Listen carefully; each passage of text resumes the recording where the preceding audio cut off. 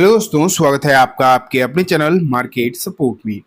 दोस्तों, आज की इस वीडियो में हम डिस्कस करने वाले हैं जियो फाइनेंशियल सर्विसेज के शेयर के बारे में।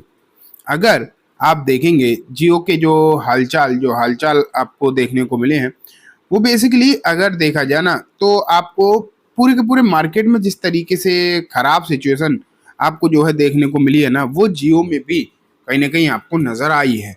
अभी बेशक बहुत सारी खबरें जियो के लिए देखने को मिल रही हैं, अलग अलग तरीके की खबरें बेसिकली आपको देखने को मिल रही हैं, लेकिन फिर भी मैं इतना ज़रूर कह सकता हूँ आपसे कि इस पर्टिकुलर काउंटर में उम्मीदों का जो बाजार है वो बहुत ज़्यादा गर्म दिखाई देता है। बहुत लोगों का ऐसा मानना है कि यहाँ पर पैसा जो है अच्छा खासा बन सकता है और बड़ा पैसा बन सकता है। उम्मीदें हैं डेफिनेटली, लेकिन ये उम्मीदें सिर्फ और सिर्फ रिटेल इन्वेस्टर ही सीमित नहीं है। अगर आप देखोगे तो ये जो उम्मीदें लगाई जा रही है ना, ये बड़े बड़े प्लेयर्स की तरफ से भी लगाई जा रही है। आज की इस वीडियो में हम ये देखेंगे कि कौन से बड़े बड़े प्लेयर्स हैं, क्या दिखाई दे रहा है, सब कुछ डिस्कस करेंगे। सबसे पहले मैंने आपके सामने रख दिया है जियो फाइनेंशियल सर्विसेज का फ्रंट पेज, एंड आप यहाँ पर देखिए 223 रुपये पर ये जो है आपको लास्ट ट्रेडिंग सेशन में बंद होता हुआ नजर आया था। लेकिन अगर यहाँ पर आप देखो क्लोजिंग बेसिस पर, तो गिरावट ही थी बेसिकली। और ये गिरावट का जो माहौल है ये पिछले कुछ दिनों से लगातार देखने को मिल रहा है, इसमें बिल्कुल भी कोई भी डाउट है नहीं। लगातार एक तरफा जो है कहीं ना कहीं आपको गिरावट देखने को मिल रही है। और वैसे तो पूरे मार्केट में ही यही हाल चल रहा है कि पूरे मार्केट में सिर्फ और सिर्फ आपको गिरावट ही गिरावट देखने को मिलती चली जा रही है। लेकिन अब बात ये निकल कर आती है कि ये गिरावट कब तक रहेगी, ये अपने आप में एक बड़ा सवाल बनकर आता है। अगर ये गिरावट ऐसे ही कंटिन्यू रही तो कहीं ना कहीं समस्या हो सकती है। लेकिन जैसा कि मैं बोल रहा हूँ कि मार्केट के बड़े बड़े प्लेयर जैसे कि म्यूचुअल फंड्स, अगर आप देखोगे दिग्गज म्यूचुअल फंड, उनकी तरफ से जिस तरीके की खरीदारी करी जा रही है वो श्योरली काफ़ी ज़्यादा अच्छी नज़र आती है। मैं आपको वही दिखाऊंगा भी, लेकिन उससे पहले कुछ खबरें देख लेते हैं। तो ये खबर अभी रिसेंटली निकल कर आ रही है, इंडिया जियो फाइनेंस टैप डेब्ट market with debut commercial paper issue before bond sale bank assess. तो यहाँ अगर आप देखोगे तो क्या रहा है बेसिकली कि जियो फाइनेंशियल जो है वो आपको डेट मार्केट में भी अपना डेब्यू करती हुई देखने को मिलने वाली है। मतलब अब इन्होंने जो है कमर्शियल पेपर जो है इशू कर ही दिए हैं। तो अगर देखा जाए यहाँ पर, तो ये अब डेट मार्केट में भी आ रहे हैं। ये मेनली क्या होता है, क्यों होता है, सबसे पहले इस बात को समझो। ये सिर्फ और सिर्फ पैसा उठाने के लिए किया जाता है कि पैसा मार्केट से किस तरीके से उठाया जाए। ये वही चीज़ें होती हैं, अलग अलग तरीके होते हैं मार्केट से पैसा उठाने के, तो वही एक तरीका है। ठीक है, डेट मार्केट में भी तो वही आपको यहाँ पर देखने को मिल भी रहा है। ठीक है, लेकिन इसका फायदा कितना होगा कंपनी को, ये एक बड़ी बात निकल कर आती है। अगर इन चीज़ों का कंपनी को फायदा होता है तब तो चलो बढ़िया है, कोई दिक्कत नहीं है। लेकिन अगर कंपनी को फायदा ही ना हो तो इसका कंपनी का फायदा तो होता है, इसमें तो कोई भी डाउट नहीं है। इसके पीछे एक कारण ये भी है, ऐसा मैं क्यों कह रहा हूँ, क्योंकि आप ये भी मान के चलो कि इससे क्या होता है ना, बहुत कम इंटरेस्ट पे पैसा मिल जाता है। एंड इंटरेस्ट कम पे करना पड़ेगा तो सीधा सीधा आप ये भी मान के चलो कि इन्हें कहाँ फायदा होगा, इन्हें सीधा सीधा फायदा होगा इनके प्रॉफिट्स में। पैसा ही कम देना पड़ेगा पैसा उठाने के लिए, और इनका काम तो यही है ना, एक सोर्स से पैसा उठाओ, दूसरे को दो पैसा, वहां से इंटरेस्ट जनरेट करो। तो यही तो काम ही यही है। तो बेसिकली इन्हें तो जितना कम पैसे, मतलब कम इंटरेस्ट पे पैसा मिले उतना ज़्यादा बढ़िया है इनके लिए। तो ये कहीं ना कहीं एक अच्छी स्ट्रेटजी इनके लिए देखने को मिल सकती है आने वाले दिनों में। ठीक है, तो ये बात तो हो गई, चलो मतलब इस खबर के बारे में। लेकिन अब हम चलते हैं, जैसे कि मैंने आपको बोला था, मैं आपको दिखाना चाहूँगा कि मतलब कौन कौन इसमें खरीदारी कर रहा है। तो चलो वो देखते हैं।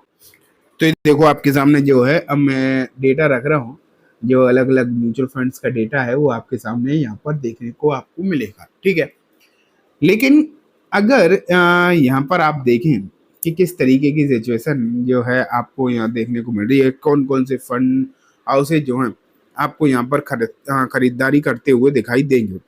सबसे पहले तो कोटक ही दिखाई दे जाता है। एंड कोटक अगर आप देखोगे तो वो कह रहा है कि कोटक ने लगभग 25% के आसपास की हिस्सेदारी यहाँ पर उठाई है। ठीक है, तो ये आप देख पा रहे हैं। लेकिन ये तो पहला है और बेसिकली अगर आप देखोगे तो सिर्फ 25% की ही बात है। लेकिन अब आप यहाँ पर अगर देखना स्टार्ट करोगे तो ऐसा नहीं है। पहले तो मैं आपको एक चीज और क्लियर कर दूं कि ऐसा नहीं है कि सिर्फ और सिर्फ खरीदारी ही है। खरीदारी बिकवाली आपको सब देखने को मिलेगी, लेकिन इतना आप ये मान के चलो कि यहाँ पर जो है जो भी है बहुत सारे अलग अलग फंड हाउसेस हैं एंड हिस्सेदारी जो है बहुत बड़ी उठाई गई है और बिकवाली भी आपको देखने को मिली। तो देखते जाओ। एसबीआई आर्बिट्रेज फंड देखो सबसे पहले, ठीक है। यहाँ अगर आप देखोगे तो 61%, निपॉन 16%, क्वांट 22%, आईसीआईसीआई थोड़ा सा ही है। फिर आप देखो 32%, फिर 4%, फिर देखो ये मोतीलाल ने बेचा भी है। तो यही मैं कह रहा हूँ ना कि खरीदारी एंड बिकवाली है तो दोनों ही, आपको दोनों ही देखने को मिलेंगी, लेकिन ये आपको जरूर देखना चाहिए कि कौन जो है कितनी खरीदारी कर रहा है, कितनी बिकवाली कर रहा है। ये बेसिकली आपको मालूम रहना चाहिए, क्योंकि ये एक इम्पोर्टेंट हो जाता है फिलहाल के समय पर, ठीक है। तो ये आपने देख लिया। आगे बढ़ते हैं, आगे और देखते जाओ आप क्या स्थिति आपको यहाँ पर नजर आएगी। मोतीलाल तो देख ही लिया। यूटीआई देखो 2.5% खरीदारी ही है। एचडीएफसी हल्की सी बिकवाली रही। वहीं अगर हम देखें निपॉन 25% के इस फंड के थ्रू भी निपॉन ने खरीदा ही है। तो बहुत सारे आपको ऐसे फंड देखने को मिलेंगे जो इसमें खरीदते हुए आपको फिलहाल के समय पर दिखाई देंगे। फिर देखो एसबीआई है, ई डिलवाइस है, टाटा का फंड ने यहाँ पर बिकवाली भी करी है, ठीक है। आदित्य बिरला सन लाइफ 92% हिस्सेदारी बढ़ाई। फिर बंधन के एडवर्टाइजमेंट ने 92%, फिर बंधन का एक और फंड 152%। तो हिस्सेदारी आप देख रहे हो जो लोग बढ़ा रहे हैं वो अच्छी खासी बढ़ा रहे हैं। ये भी इम्पोर्टेंट बात है, जो बढ़ा रहे हैं वो अच्छी खासी बढ़ा रहे हैं, जो घटा रहे हैं वो इतनी नहीं घटा रहे हैं, लेकिन बढ़ाने वाले डेफिनेटली आपको बहुत अच्छे खासे देखने को मिल रहे हैं, ठीक है।